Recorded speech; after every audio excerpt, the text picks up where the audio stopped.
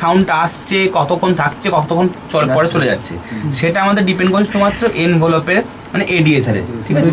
কিন্তু এলএফও ক্ষেত্রে কিন্তু শুধুমাত্র এইটাই নয়, এলএফওর ক্ষেত্রে আমি ফ্রিকোয়েন্সিটাকেও কতটা সময় ধরে আমি এই যে এই জিনিসটা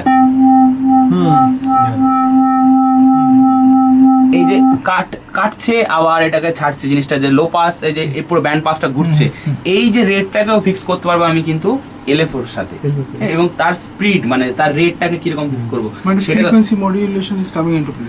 ইয়েস কারেক্ট। রেটটা এটা কিভাবে করছিল? রেটটা ওই হ্যাঁ এই তো ফ্রিকোয়েন্সি। ওকে, তো এটা হলো, তো এর জন্য আমাদের একটা সাউন্ডকে ক্রিয়েট করার জন্য শুধুমাত্র একটা এলএফও লাগবে কিন্তু দুটো এলএফও লাগবে এরকম কিন্তু না, আমাদের ভেরিয়াস জিনিসগুলো আলাদা আলাদা জিনিস ডিফারেন্ট জিনিসগুলোকে দেওয়ার জন্য, ক্রিয়েট করার জন্য আলাদা আলাদা এলএফও আমাদের দরকার হতে পারে। সেই কারণে আমাদের অনেক সময় দেখা যায় যে এখানে তো দুটো এলএফও আছে, ঠিক আছে, কিন্তু আমাদের সফটওয়্যারের ক্ষেত্রে আরো অনেক বেশি এলএফও থাকে, 10-12টা এলএফও থাকে, তখন সেগুলো আলাদা আলাদা হবে। বিশেষ করে যখন আমরা কোনো একটা সিনথে সাউন্ড বাজছে, পিয়ানো সাউন্ড ট্রানজিয়েন্ট কাটতে হয়, কোথাও কোন জায়গাতে গিয়ে আমাদের